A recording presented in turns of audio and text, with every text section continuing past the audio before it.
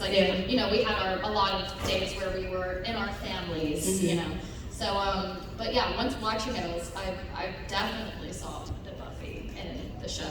Yeah, I feel like, weirdly enough, I think First Kill is just something of its own. And I think our dynamic and Jules and Cal's dynamic is it just was so organic and so authentic in its own way that I feel like it was a story I've never heard before. Right. I saw a lot of similarities, but I feel like It's nothing one of a compares. kind. Yeah. Well, that's why you got all these folks here.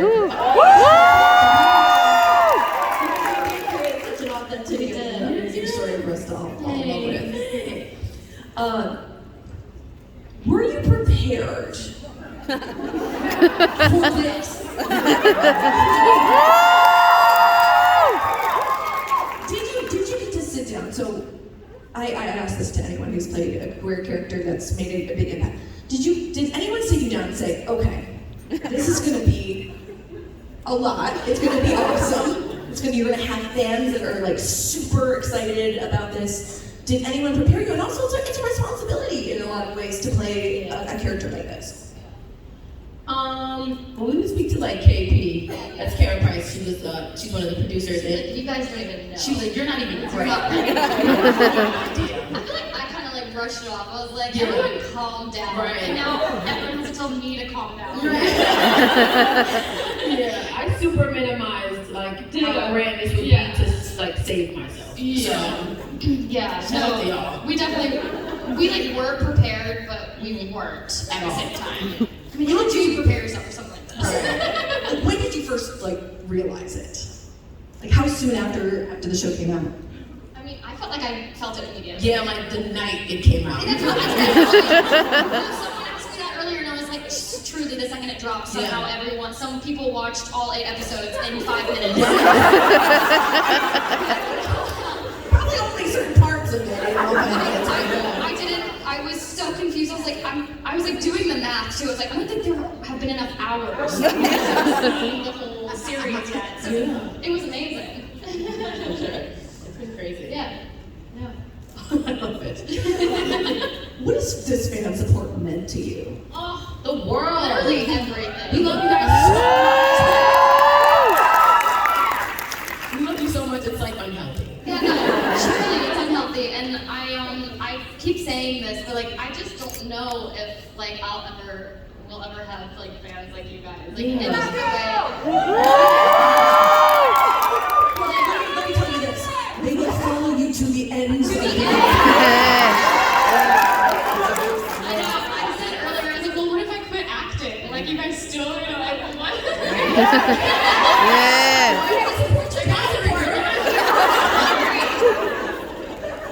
Thank you. Amazing.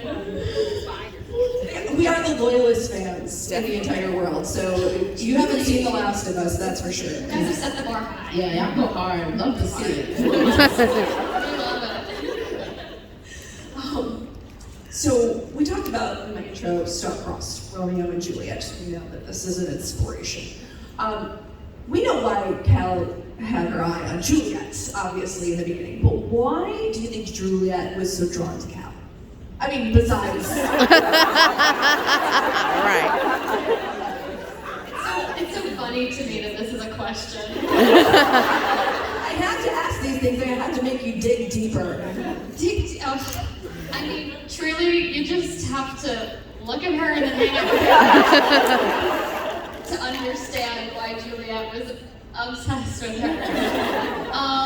No, honestly, I think everything about Cal was attractive to Juliet, and it was one of those things where she acquired so many things that Juliet dreamt of having, like her confidence and just the security that she had in herself, and just the way she moved about life. Like there was something about her that she'd never seen in another 16-year-old before, and she just was the whole package, Like but then I also think that I would have loved for this to have been explored in the future.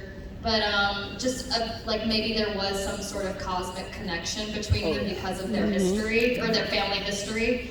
Prophecy. So that would have been really, really cool to see. Like, oh, like these two were meant to be, literally. So yeah, I think that's everything about her. Meanwhile, Cal's like, She's like, I know. I get it. I get it. I have to stay cute now, but thank you. Oh, this is fun. There's a lot of pining in First Kill, but so much action too. So talk to me about doing these action scenes. How did you prepare for it? Like, was one of you more comfortable than the other? Like, how did you help each other out? You got this. You did a lot of fighting. Yeah. I fought in like every episode except for like 2.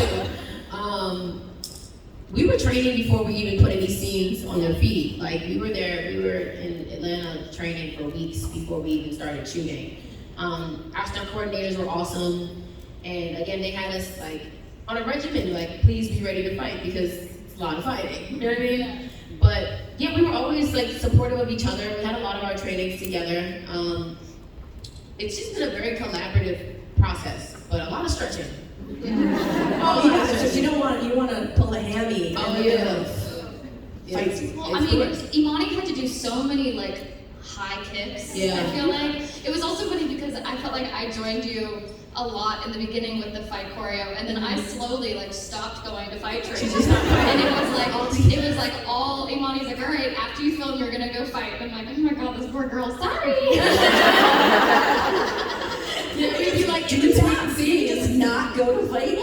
I just wasn't invited. Mm-hmm. You know, they were like, you don't fight. I'm like, she said, I don't fight. You know that's gonna be on the t-shirt, right?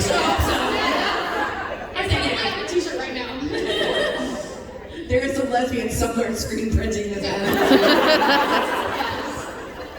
Oh, by the way, they know about Thirst Kill. We said this earlier. We know everything. Okay? Through the burner. We've seen it all. That was funny as hell. Y'all are fucking funny. Especially on Twitter. Y'all are wild as shit. Twitter is out of control. Out of control. Love to see it. Speaking of Twitter, shout out to all of the folks that are watching this virtually right now. Hey. She's doing good.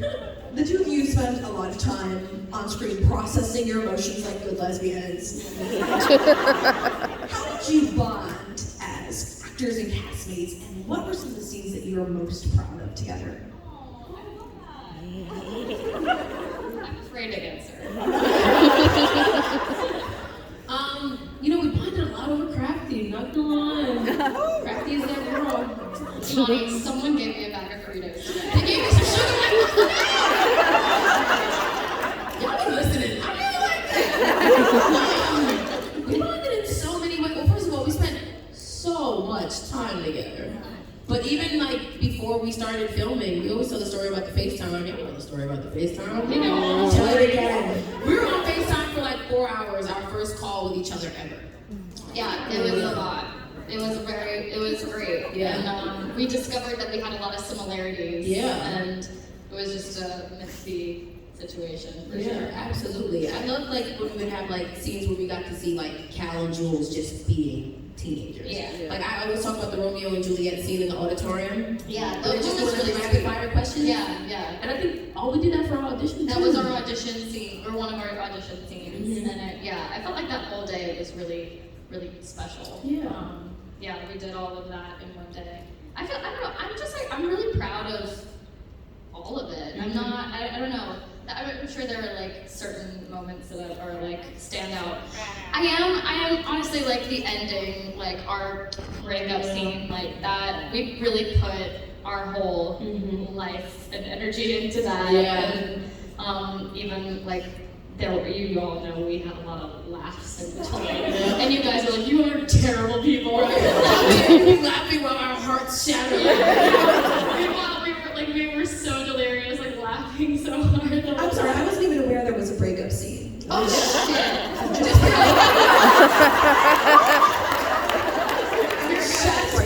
Blocked it out. I was gonna be like, I I stopped it there. Like,